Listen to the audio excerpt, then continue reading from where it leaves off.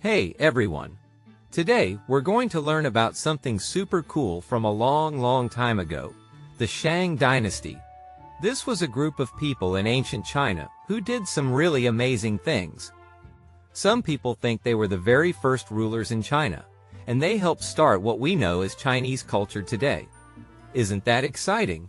Okay now, let's talk about a very kind and smart leader named Tang. Tang became the ruler of the Shang people after he stopped a very mean and selfish king named Xia.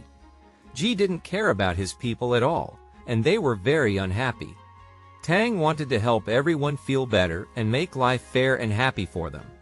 He changed all the bad rules and got rid of the high taxes that Xia had made.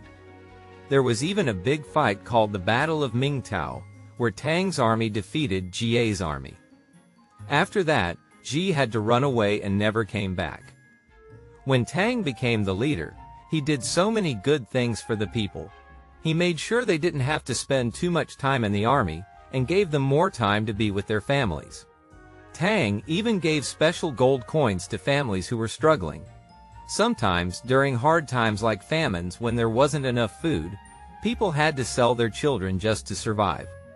Tang's gold coins helped those families buy their children back and stay together. Even though there were some tough times with bad weather and little food, Tang's leadership made the country strong and happy overall. The Shang Dynasty lasted a very long time, about 600 years. That's longer than anyone you know has ever lived. They lived near the Yellow River, which had super good soil for growing lots of food. Because they grew so much food, they had extra time to work on really big and cool projects. They built tall walls and big cities using a special way of pressing dirt to make it super strong. This way their buildings and walls could last a really long time. One of the most amazing cities they built was called Anyang. This city had walls that were taller than a house, and so thick you could hardly imagine it. These walls went around the whole city and kept everyone safe inside. It took thousands of workers many years to build these walls. Inside Anyang, people worked on incredible things. They made fancy tools and weapons out of bronze, shiny jade decorations, and even super pretty clothes from silk. The people who lived there were really talented and made all kinds of amazing things. But the Shang people didn't just focus on building and making weapons. They loved art and beauty too. They made special ornaments out of jade that were so beautiful, and they made clothes and decorations with so much care. In their tombs, they even found people covered in shiny jade pieces like armor. Isn't that so cool? These treasures show us how much the Shang people loved making things beautiful and special. The Shang Dynasty was such an important time in history. They worked hard, helped each other, and created so many amazing things that we can still learn about today. They were smart, creative, and cared a lot about their people and their culture. And the Shang people weren't just skilled builders or artists. They were deeply curious about the world and their place within it, and this curiosity brought forth a unique way of living and understanding the universe. In the Shang Dynasty, people believed in many gods, but one god was especially important: Shangti. Shangti was like the big boss of all the gods, watching over important things like the weather, crops, and even keeping peace in the land. But Shangti was very busy, so the people often turned to their ancestors for help. They believed that when someone passed away, they became a sort of family guardian who could listen to prayers and help with everyday problems. This practice of ancestor worship made families feel deeply connected, even across generations. This connection wasn't just about families. It extended to the entire kingdom. The king was seen as a bridge between the people and the gods. He wasn't only a ruler, he was also a spiritual leader who performed ceremonies to honor the gods and ancestors. This way of life created harmony, where everyone felt like they were part of a bigger, interconnected family. It helped the Shang people see their lives as being tied to the heavens and the earth in a beautiful balance. During this time, the Shang people also started thinking about how to live peacefully with nature. These ideas eventually grew into something called Taoism, a philosophy that teaches living in harmony with the world around you. They also believed in an afterlife, where people would continue to need things like food, tools, and treasures. Because of this belief, they buried their loved ones with special items in elaborate tombs. These tombs weren't just graves, they were gifts to their ancestors, ensuring they were comfortable and happy in the next world. The Shang Dynasty wasn't just about spiritual and philosophical ideas, they were also incredible inventors. One of their most important creations was the calendar.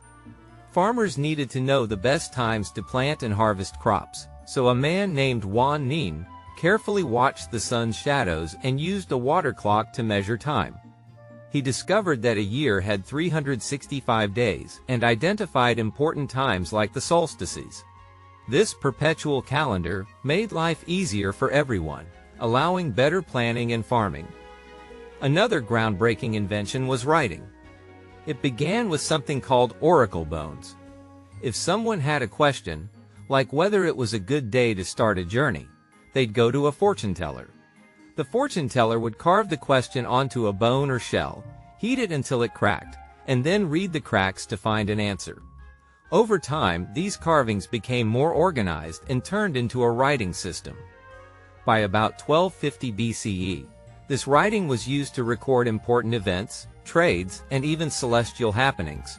It was a huge step forward in keeping knowledge for future generations. The Shang people were also brilliant observers of the skies.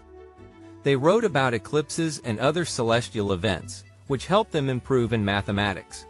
They discovered odd and even numbers and created systems for accounting and record-keeping. Around this time, they also compiled a book called the I Ching, or Book of Changes. This book, rooted in their fortune-telling practices, offered wisdom and guidance, and its ideas are still respected today. Music was another part of life that flourished during the Shang Dynasty. They made instruments like flutes, drums, and bells, which weren't just for entertainment. Music was a key part of ceremonies and rituals to honor their gods and ancestors. The melodies and rhythms added beauty and emotion to their lives and connected them to the divine. However, as with all stories, the Shang Dynasty's tale includes challenges. Over time, parts of the kingdom started to grow apart. Trade between regions slowed, and some areas began acting independently. Even though there were strong leaders like Wu Ding, who ruled for nearly 60 years and brought many advancements, later kings weren't as devoted. The last Shang king, Zhou, neglected his duties and focused on his own pleasures. His actions caused great suffering for the people, and they lost faith in him. Eventually, a new leader named King Wu rose to challenge King Zhou.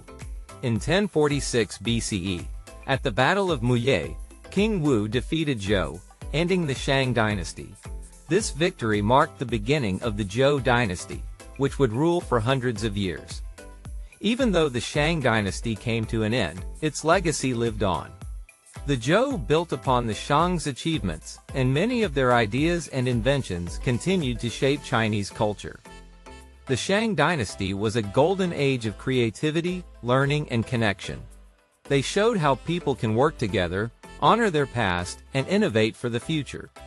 Their story reminds us of the incredible things humans can achieve when they respect each other and the world around them.